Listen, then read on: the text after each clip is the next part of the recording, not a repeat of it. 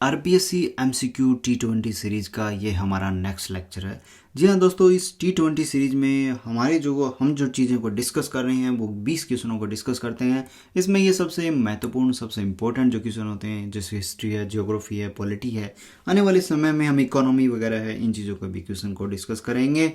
तो आज का जो हमारा जो ये, यदि आप दोस्तों हमारी जो चैनल है उस पर नए हैं तो दोस्तों हम बता दें आपके जानकारी के लिए, जो पुराने हैं उनको तो बताइए दोस्तों। यदि आप हमारे जो न्यू सब्सक्राइबर हैं तो हम आपके लिए बता दें कि हमारी जो सीरीज है वो चलती है दो मेथड पे। पहला जो मेथड है दोस्तों, हम एक्टिव लर्निंग करते हैं, हम पैसिव लर्निंग नहीं करते हैं दोस्तों। सबसे पहला।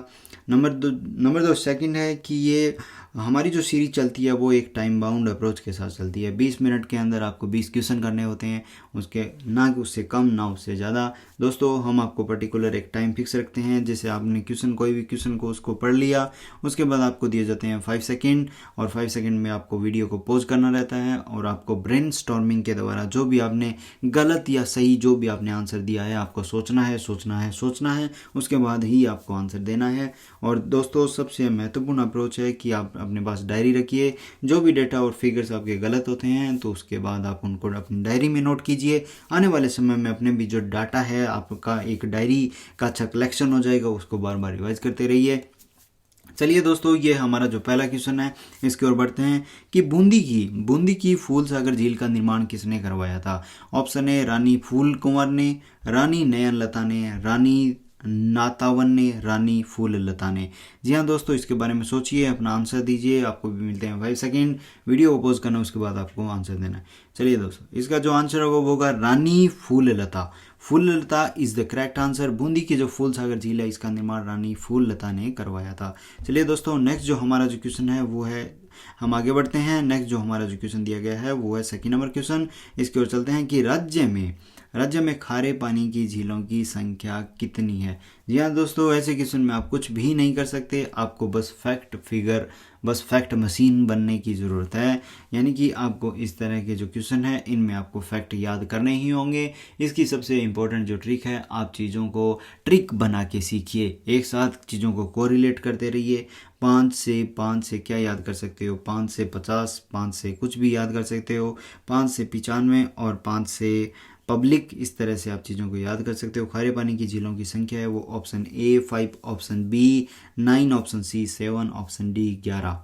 जी हाँ दोस्तों, सोचिए, ये सिंपल सा आंसर है, ये आपको पता भी होनी चाहिए। चलिए दोस्तों, इसका जो आंसर होगा वो होगा 9, यानी कि राजस्थान में जो खारे पानी की झीलें हैं इनकी संख्या 9 है। चलिए दोस्तों, थर्ड नंबर क्वेश्चन की ओर हम बढ़ते हैं। क्वेश्चन नंबर थर्ड, जिसमें दिया गया है कि राजस्थान की वो झील, जी हाँ दोस्तों, राजस्थान की वो झील जहाँ सर्दियों में राजहंस यानी कि फ्लैमिंगो बड़ी संख्या में आते हैं। जी हाँ दोस्तों, ये सर्दियों में फ्लैमिंगो कहाँ से आते हैं, ये साइबेरियन इन क्षेत्रों में से आते हैं। जैसे साइबेरियन सार्स आता है, तो ये सर्दी में जो ये राजस्थान की एक कौन सी झील है जो सबसे महत्वपूर्ण है, जहाँ सबसे ज़्यादा ये फ्लैमिंगोज आती हैं या आते हैं। तो option A Sambhar, option B Rajsamand, option C Jaisamand, option D Didwana. जी हाँ दोस्तों, आपको वीडियो पॉज करना है, 5 सेकंड का ब्रेक लेना है, उसके बाद आपको आंसर देना है। चलिए दोस्तों, इसका जो आंसर होगा, क्वेश्चन नंबर 3 का जो आंसर है, answer A is the correct answer. यानी कि सांबर जो झील है राजस्थान की, वहाँ सर्दियों में राजहंस या फ्लैमिंगोज आती हैं। क्वेश्चन नंबर 4 की ओर चलते हैं दोस्तों। क्वेश्चन नंबर 4, जिसमें वराह नदी के नाम से कौन सी नदी जानी जाती है। Option A Banganga, option B Ruparel, option C Parvati, option D Gambhiri. जी हाँ दोस्तों, सोचिए, वराह नदी के नाम से कौन सी नदी जानी जाती है। आपको मिलते हैं 5 सेकंड, वीडियो को पॉज करना है, उसके बाद आपको आंसर देना है। सोचिए दोस्तों, वराह नदी के नाम से कौन सी नदी जानी जाती है। वाणगंगा, रूपारेल, पार्वती। जी हाँ दोस्तों, इसका जो आंसर होगा Ruparel is the correct answer. Varaha नदी के नाम से रूपारेल नदी को जाना जाता है। तो दोस्तों, वराह नदी के बारे में आपको पता ही, यानी कि वराह अवतार कौन थे, विष्णु भगवान थे। चलिए दोस्तों, वहाँ से आप याद कर सकते हो कि विष्णु भगवान का रूप है वो बहुत अच्छा है, तो इस तरह से आप चीज़ों को रिलेट करके याद कर सकते हैं। क्वेश्चन नंबर 5, जिसमें दिया गया, वह नदी जो केवल एक ही जिले में बहती है। Option A Kantli, option B Sagi, option C Kakni, option D Kunnu. जी हाँ दोस्तों, आप सोचिए, आपको मिलता है 5 सेकंड का ब्रेक, वीडियो पॉज करना, उसके बाद आपको आंसर देना है। चलिए दोस्तों, इसका जो आंसर होगा चलिए दोस्तों, इसका जो आंसर होगा सी इज़ द करेक्ट आंसर, यानी कि कांकनी। कांकनी केवल एक ही ज़िले में बहती है। चलिए दोस्तों, आपके लिए टास्क है कि एक ऐसी नदी भी है जो केवल एक ही ज़िले में बहती है, वो राजस्थान में दूसरी कौन सी नदी है। जी हाँ दोस्तों, 6 नंबर जो क्वेश्चन है उसकी ओर हम बढ़ते हैं। क्वेश्चन नंबर 6 में जो दिया गया है कि परिहार शासक बालक राव के द्वारा निर्मित कराई गई झील है। परिहार शासक बालक राव के द्वारा कौन सी झील है, इसका निर्माण करवाया गया था। ऑप्शन ए कोलाई झील, ऑप्शन बी बालसमंद झील, ऑप्शन सी कायलाना झील, ऑप्शन डी उमेद सागर झील। जी दोस्तों, आपको मिलते हैं 5 सेकंड का ब्रेक, वीडियो पॉज करना है, उसके बाद आपको आंसर देना है। चलिए दोस्तों, क्वेश्चन नंबर 6 का जो आंसर होगा वो होगा बालक। किसके द्वारा? बालक राव के द्वारा है वो बालसमंद झील का निर्माण किया गया था। B is the correct answer. ये कैसे है? बालक से बालसमंद भी आप याद कर सकते थे। ये थोड़ा सा ट्रिकी क्वेश्चन था जिसमें आप चीज़ों को रिलेट करके है सहसंबंध स्थापित करके इसका आंसर भी दे सकते थे। चलिए दोस्तों, आपको गलत या सही आपको आंसर जरूर देना है। अपने दिमाग की न्यूरॉन्स है उनका विस्तार जरूर करना है ताकि चीज़ें अच्छी से पकड़ में आती रहें। क्वेश्चन नंबर 7 जिसमें दिया गया है कि बिसलपुर बांध का निर्माण चौहान शासक विग्रह राज चतुर्थ के द्वारा किस नदी पर करवाया गया था। Option A Bilas, option B Kothari, option C Khari, option D Banas. जी हाँ दोस्तों, आप सोचिए, वीडियो को पॉज कीजिए और अपना आंसर दीजिए। चलिए दोस्तों, क्वेश्चन नंबर बिसलपुर बांध का निर्माण को विग्रह राज के द्वारा किस नदी पर कराया गया था। तो D is the correct answer, यानी कि बनास नदी। D is the correct answer होगा इसमें। क्वेश्चन नंबर 8, क्वेश्चन नंबर 8 में जो दिया गया है वो दिया गया है कि जैसमंद झील 7 टापुओं में से सबसे छोटे टापू पर स्थित है और उस सबसे छोटे टापू का क्या नाम है। बाबा का भंगड़ा, भीलू, डेबरू और प्यारी। जी हाँ दोस्तों, सोचिए, इसमें आपको 5 सेकंड नहीं, आपको 10 सेकंड ही नहीं जबकि आपको दिए जाएंगे 2 सेकंड। चलिए दोस्तों, ये जो हमारा जो आंसर होगा क्वेश्चन नंबर 8 का, इसका जो आंसर होगा प्यारी। प्यारी जो टापू है सबसे छोटा टापू है। इस पे जैसमंद झील 7 टापुओं में से सबसे छोटे टापू पे बनाई गई है। ठीक है, ये सबसे छोटे का टापू का नाम भी है। चलिए दोस्तों, नेक्स्ट जो हमारा क्वेश्चन नंबर 9, मनोहर थाना का किला किन नदियों के संगम पर स्थित है। दोस्तों, आपको पता होना चाहिए सबसे इम्पोर्टेंट राजस्थान के त्रिवेणी संगम, 2 त्रिवेणी संगम है, उनका क्या नाम है आप हमें कमेंट सेक्शन में डाल के बताइए। यदि हमारे रेगुलर एस्पिरेंट अभ्यर्थी हैं तो आप इसका आंसर दे भी सकते हैं यदि आपने प्रीवियस क्लासेस अच्छे से रिवाइज की है। चलिए दोस्तों, इस सीरीज का ये 9 नंबर क्वेश्चन है, मनोहर थाना का किला किन नदियों के किनारे पर स्थित है। Option A Parvan Kalikhad, option B Bandi, option C Parvan Chhapi, option D Parvan Kali Sindh. जी हाँ दोस्तों, आपको दिए जाते हैं 5 सेकंड, वीडियो को पॉज करना है, उसके बाद आपको आंसर देना है। चलिए दोस्तों, इसका जो आंसर होगा ए इज द करेक्ट आंसर, परवन कालीखाड़। परवन कालीखाड़ ये 2 नदियां हैं, इन नदियों के संगम पर मनोहर थाने का किला स्थित है। चलिए दोस्तों, इस चीज़ को आपको याद करना, इसी टाइम याद करते चलिए और अपने जो कंटेंट है, अपना जो मटेरियल है उसको आगे बढ़ाते रहिए। क्वेश्चन नंबर 10 नंबर जो क्वेश्चन दिया गया है, इसमें दिया गया बजाज सागर बांध किस नदी पर बनाया गया है। ऑप्शन ए सोम नदी पे, ऑप्शन बी गंभीरी नदी पे, ऑप्शन सी वाकल नदी पे, ऑप्शन डी माही नदी पे। जी हाँ दोस्तों, आप सोचिए, आपको दिए जाते हैं 5 सेकंड का ब्रेक लेना, उसके बाद वीडियो को पॉज करना है और अपना आंसर देना है। चलिए दोस्तों, इसका जो आंसर होगा Mahi is the correct answer, Bajaj Sagar बांध माही नदी पर बनाया गया है। जी हाँ दोस्तों, आपके लिए एक होमवर्क भी है साथ में कि माही नदी पे और कौन कौन से बांध है। और दोस्तों, आपको ये भी बताना है कि बजाज सागर जो बांध है इसका जो पानी है वो कहाँ किस तरह से उपयोग किया जा रहा है। राजस्थान में, गुजरात में कहाँ यूज किया जा रहा है या मध्य प्रदेश में। सोचिए दोस्तों इसके बारे में। और दोस्तों, हमारा एक सबसे अच्छा जो क्वेश्चन है वो है कि गांधी सागर बांध किस नदी पर स्थित है। जी हाँ दोस्तों, सोचिए इसके बारे में, अपने ब्रेन को ट्रेन कीजिए। ब्रेन ट्रेन बहुत इंपॉर्टेंट है क्योंकि दोस्तों आप सुन रहे हैं एग्जाम हॉल की जो रियल कंडीशंस में जो भी हम स्ट्रेटजी को फॉलो करते हैं वो स्ट्रेटजी आपके साथ डिस्कस की जा रही है। क्वेश्चन नंबर 11 जो दिया गया, क्वेश्चन नंबर 11 जो दिया गया, उसमें दिया गया चंबल की सहायक नदी कौन सी है। Option A Chakan, option B Alniya, option C Mej, option D उपयुक्त सभी। जी हाँ दोस्तों, क्वेश्चन नंबर 11 में जो दिया गया है वो है चंबल। चंबल का जो आंसर, यानी कि चंबल की जो सहायक नदी है वो चाकण भी है, आलनिया भी है और मेज भी है। तीनों ही चंबल की सहायक नदियां हैं, तो ऑप्शन होगा उपयुक्त सभी। तो दोस्तों, ये 11 नंबर क्वेश्चन में 3 क्वेश्चन जो छुपे हुए हैं, चाकण नदी वो चंबल की सहायक है, आलनिया है वो चंबल की सहायक है, मेज नदी है वो भी चंबल की सहायक है। चलिए दोस्तों, नेक्स्ट जो हमारा क्वेश्चन नंबर 12 जिसको हम डिस्कस करते हैं, क्वेश्चन नंबर 12 में दिया गया है कि अच्छी वर्षा वाले मध्य अरावली पर्वतीय क्षेत्र से निम्न वर्षा वाले मरु प्रदेशों की ओर प्रवाहित होने वाली नदी कौन सी है। ये बहुत ही अच्छा क्वेश्चन है दोस्तों। यदि आपने मैपिंग की अच्छी प्रैक्टिस की है तो आप इस क्वेश्चन को बड़ी आसानी से आंसर दे सकते हैं।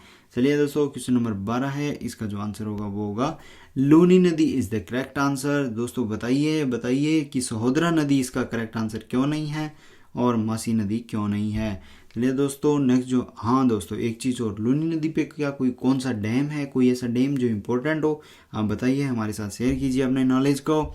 और इस तरह से अन्य जो आपके जो साथी हैं उनका भी नॉलेज आप बढ़ाते रहिए। क्वेश्चन नंबर जो नेक्स्ट जो हमारा जो क्वेश्चन है, क्वेश्चन नंबर अभी हम आ गए 13 पे। 13 जो हमारा क्वेश्चन है उसमें जो दिया गया है कि सुमेलित करना है नदी का उद्गम स्थल। जी हाँ दोस्तों, ये वापस वही क्वेश्चन है। एक क्वेश्चन में 4 आंसर, यानी कि 4 क्वेश्चन ऑलरेडी। काली, मांडलगढ़ सिंध, मेज खंडेला की पहाड़ियाँ, जाखम देवास मध्य प्रदेश, और कांतली छोटी सादरी प्रतापगढ़। जी हाँ दोस्तों, आप सोचिए, आपको दिए जाते हैं 5 सेकंड का ब्रेक, यानी कि दोस्तों आपको दिए जाते हैं 10 सेकंड का ब्रेक। वीडियो को पॉज करना है, उसके बाद आपको आंसर देना है। चलिए दोस्तों, 13 नंबर जो क्वेश्चन है उसमें जो करेक्ट आंसर है वो है सी इज़ द करेक्ट आंसर। यानी कि दोस्तों आपको पता होना चाहिए कि जो काली है, काली जो नदी है उसका जो उद्गम जो स्थल है वो देवास मध्य प्रदेश में है। चलिए दोस्तों, काली का जो उद्गम स्थल है वो देवास मध्य प्रदेश में है, जबकि मेज नदी का जो उद्गम स्थल है ये सभी को पता है, मांडलगढ़ सिंध, यानी कि मांडलगढ़ सिंध ये भीलवाड़ा में जो स्थित है। और ऑप्शन सी में जो दिया गया है कि जाखम ये सभी को आना चाहिए, प्रतापगढ़ में छोटी सादरी से निकलती है, जबकि कांतली नदी है वो देवास मध्य प्रदेश से निकलती है। चलिए दोस्तों, ये जो हमारा जो क्वेश्चन है, चलिए दोस्तों नेक्स्ट जो हमारा जो क्वेश्चन है, क्वेश्चन नंबर 14 की ओर बढ़ते हैं, जिसमें हम देखते हैं कि कौन सा युग्म असंगत है। सोचना है इसके बारे में, नदियों के बारे में सेम वही अप्रोच है। क्वेश्चन आपसे वापस वही चार ऑप्शन के फॉर्मेट में पूछा गया है, आपको पता होना चाहिए। ऑप्शन ए लूनी अजमेर की नाग पहाड़ियाँ, कौन सा आपको बताना है असंगत है, सर्कल कर लेना है आपको। ऑप्शन ए लूनी अजमेर की नाग पहाड़ियों से, बनास बेराठ की पहाड़ियों से, घग्गर शिवालिक की पहाड़ियों से, बेडच गोगुंदा की पहाड़ियों से। जी हाँ दोस्तों, आपको दिए जाते हैं 5-10 सेकंड का ब्रेक, वीडियो को पॉज करना है, उसके बाद आपको अच्छे से आंसर देना है। चलिए दोस्तों, तो इसका जो आंसर होगा यानी कि लूनी अजमेर की नाग पहाड़ियाँ एकदम करेक्ट आंसर है। घग्गर जो है वो शिवालिक की पहाड़ियाँ, one of the correct answer, एकदम सही आंसर। बेडच गोगुंदा की पहाड़ियाँ, ये भी सही आंसर है, जबकि बनास बेराट की पहाड़ियाँ इज़ द रॉन्ग आंसर। चलिए दोस्तों, नेक्स्ट जो हमारा जो क्वेश्चन है, क्वेश्चन नंबर 15, जिसमें दिया गया है कि निम्न में से किस जिले में बनास नदी नहीं बहती है। ऑप्शन ए राजसमंद में, ऑप्शन बी अजमेर में, ऑप्शन सी चित्तौड़गढ़ में, ऑप्शन डी उदयपुर में। यह सबसे इंपॉर्टेंट MCQ है जिनको हम आपके साथ डिस्कस कर रहे हैं। चलिए दोस्तों, इसका जो आंसर होगा वो होगा निम्न में से किस जिले में बनास नदी नहीं बहती है। तो ये उदयपुर में नहीं बहती है। दोस्तों, हमारी यदि आपने प्रीवियस जो क्लासेज हैं उनको फॉलो किया है तो बनास नदी पे एक अच्छा लेक्चर्स का साथ में छोटे उसके जो कंसेप्ट हैं उनको हम ऑलरेडी डिस्कस कर चुके हैं, तो उसके आधार पर भी ये क्वेश्चन आपका गलत बिल्कुल भी नहीं होना चाहिए। दोस्तों, मैं उम्मीद करता हूँ कि 15 में से आपने 15 क्वेश्चन को सही किया है और आपके बेहतर भविष्य की कामना करते हैं।